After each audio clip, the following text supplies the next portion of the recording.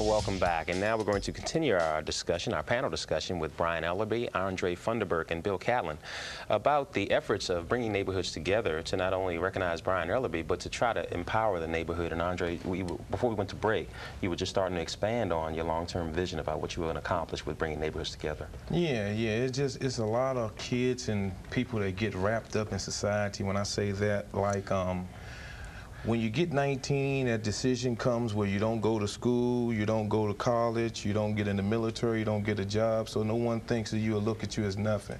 But there are acres of diamonds within the community like that. And with doing that, we would like to set up a little basketball tournament, something like the Sweet 16 of a community thing, and then it's the cohesiveness in our community after this tournament is over. It's a lot of respect. Just regular old person with nothing, respect, because, okay, you were the king today, but it's another year. The biggest, worst question come out them guys next year, wait till next year. You don't want to see us next year type stuff. And I've been really enjoying putting it together, and the appreciation more than any donation, more than any pat on the back, is just knowing people appreciate something that you do for all your effort. That's what makes me keep on doing this. That's what drives me. And Brian, we were talking before we went to break about that we've got legends in their own mind. Some guys that may have actually played the game, but as long as the guys can lace them up and walk, they still feel like they've got game. Without question. And there still are a lot of guys that are pretty good players, and a lot of guys who want to stay in shape. Everybody plays for different reasons, but you know, the common denominator is the game.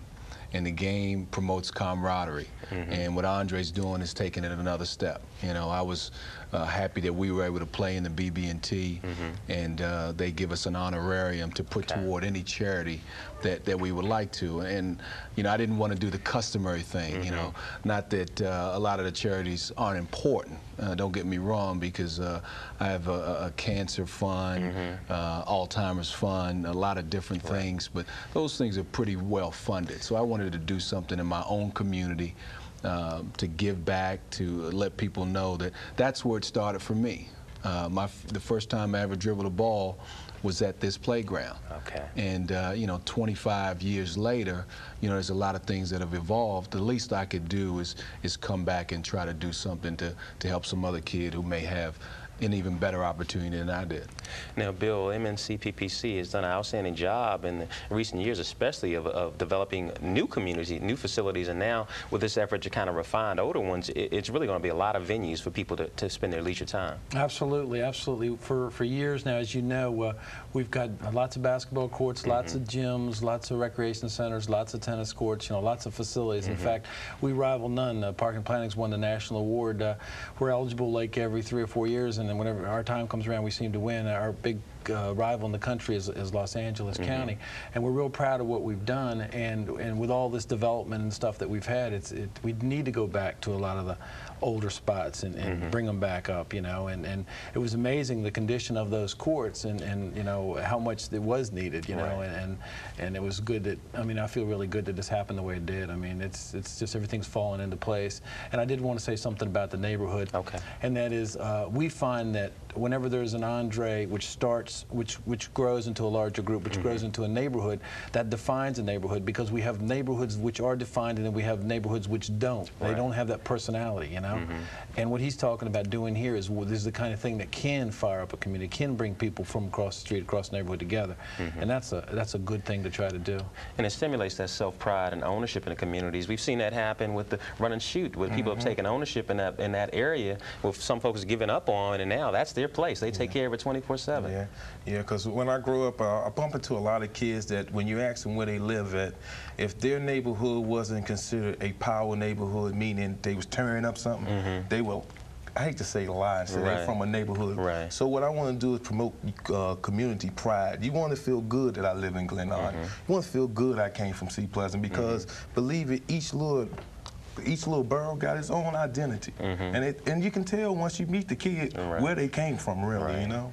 And speaking about identity, talk about some of the things you have in mind for recognizing Brian for all of his efforts. Well, what we're going to do, we have an award appreciation banquet down at the ballroom, and what I wanted to do is not only recognize Brian Ellerbe and Maryland National Park and Planning, but I also want to recognize the citizens in the community that volunteered their time and effort to make the 7 years very successful and a wonderful thing to be a part of. I knocked on all of their doors and was making them aware of what took place. I didn't get nothing but praises and thank yous about doing something like that. And it surprised me because I didn't know I was touching so many people in that community.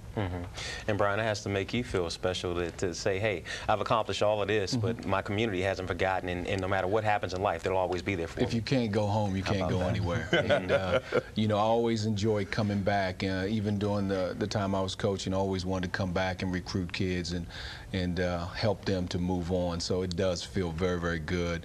And, you know, Andre's a blessing. He's a blessing to have someone. He's like my ears away from home because I'm not able to get back as much as I would like to. But it's good to know that you have someone who's valuable in the community.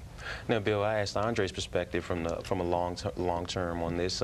Where do you think Park and Planning will stand in this partnership in the future? Well, I see it growing. I see the opportunity growing because he's established himself. He's on the map now, you know, and it's going to grow. And whenever we build something, we build more. And I know they've got long-term plans they've talked about. They love lights. They love power. They love restroom facilities. They love a water fountain. I mean, there's a lot of things that they're pushing for, you know. And we've got a budget process, and it's the squeaky wheel theory. I mean, the more power you get in the community, the more the chances things are going to happen. And that's how things work in this county. That's how things work in the world, you know. So, and with Andre there, and as meaningful as he is, I mean, he and I talk all the time, and I see no motivation there at all. It's all about the people and stuff, and that's why it's such a pleasure to work with him. And Brian, and oftentimes we hear about some of the national charities and whatnot. And behind the scenes, there may be some corruption in the organizational aspects of it, and it turns folks off. But here you see a real genuine element. It has to, just like you were talking about the contribution you had a chance to choose, has to make you feel confident and comfortable that you know that the money's going to be put to good use. Without question. I mean, we have coaches for cancer and a lot of other things, and we send hundreds of thousands of dollars. We don't always get a chance to see what they're actually doing. You can visualize and see this. You can actually get out there and play on it and watch other people, you know, benefit from it as well. So, and like Bill said, you know, Andre's in it with his heart. And we know that. It's good to know that when you do put the monies in, it's going to be something positive come out. All right, guys, we're going to go to a break now. We got one more segment. We're going to elaborate a little bit more, find out what Brian's doing now, and continue our discussion about the future of bringing neighborhoods together with Brian Ellerbe, Andre Funderburk, and Bill Catlin. So stay with us.